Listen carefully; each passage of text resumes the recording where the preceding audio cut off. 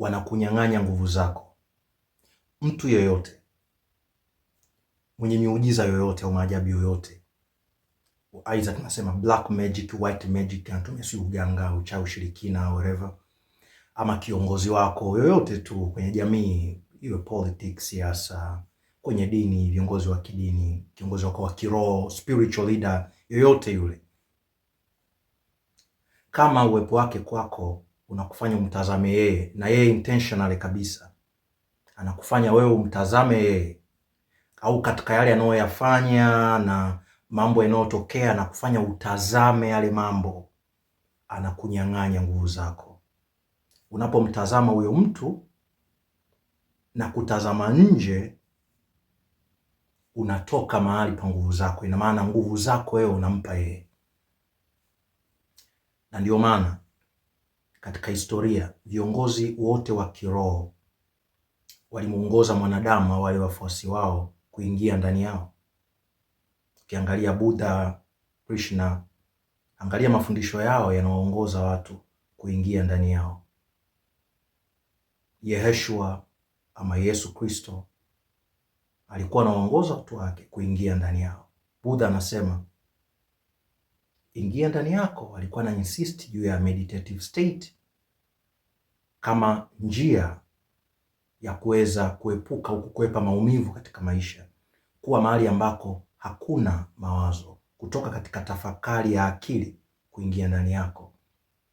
Yeshua ama Yesu Kristo, kwenye ukisoma vitabu kwenye Mathayo 6 anaeleza, katika anavyonukuliwa pale, anaongea uwe mahali ambako hapana mawazo. Take no thought. Usiwaze, usifikiri juu ya kesho, itakuwaje, nitavaa nini, nile nini, nitakula nini. Yaani hali ni mawazo ya nje. Maana yake nini? Anasema ingia ndani yako. Wote hao kwa Buddha alikuwa anaongea, miongoni mwa maneno aliyoyaongea alisema nitarejea tena baada ya miaka 25,000. Na kweli akawa amerejea, na anasema nimerejea kama rafiki. Maana yake nini? Anawaambia ya kwamba kurejea kwangu ina maana nyie kuelewa hiki ninachokisema na kuweza kuembrace, kukumbatia ukweli huu kwamba mnapaswa kuingia ndani yenu. Ndio hivyo hata Yesu alichokisema, ninaondoka lakini narejea tena kwenu na nitakuwa ndani yenu. Maana yake nini pale? Anasema niko ndani yenu. What does that mean? Amaanishi kwamba umtazame yeye aliye ndani yako. Anamaanisha kwamba kwa lugha nyingine anakuongoza kuingia ndani yako. Usinitazame mimi, that's the point. Kwamba niko ndani yako ina maana toka nje kwenye mawazo yako ya nje, ingia ndani yako. Hapo ndipo mahali penye nguvu. Hapo ndipo mahali pa nguvu zako zilipo.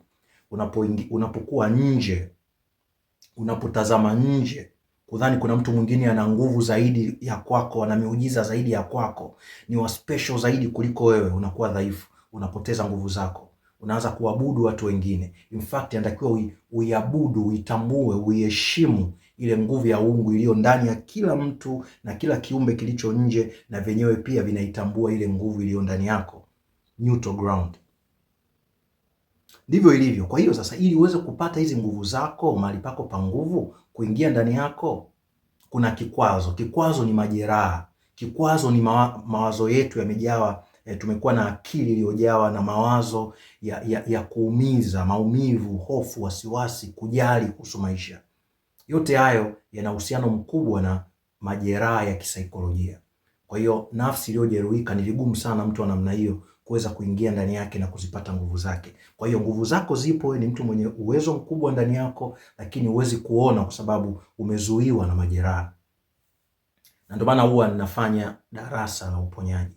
Kwa maana ile sio tu kukuponya kwa lengo tu upone, lengo utambue wewe ni nani na nguvu zako, uwe vile ulivyotakiwa kuwa, unavyotakiwa kuwa katika sayari dunia. Furaha yangu ni kuona mtu mwingine, kila mwanadamu anajitambua, anakuwa vile alivyotakiwa kuwa au anavyotakiwa kuwa, kuipata nafasi yake, sio kuishi kama robot au kuishi kwa akili aliyolishwa na kutengenezewa na watu wengine, a programmed or conditioned mind.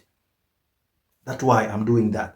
Na tunamalizia wiki hii darasa la mwezi uliopita. Maana kila mwezi nafanya darasa, lakini mwezi huu wa 4 sitakuwa na darasa. Kutakuwa na maboresho pia ambayo nitakuwa nayafanya, ili mwezi wa 5 tuwe na darasa ambayo litakuwa bora zaidi, effective zaidi, Kwa hiyo wewe ambao una nia ya kuwekeza, uko tayari kuingia gharama ya muda, ya nguvu zako, hata ya pesa yako kwa ajili ya kuponya nafsi yako ili uweze kuzipata nguvu zako, unakaribishwa.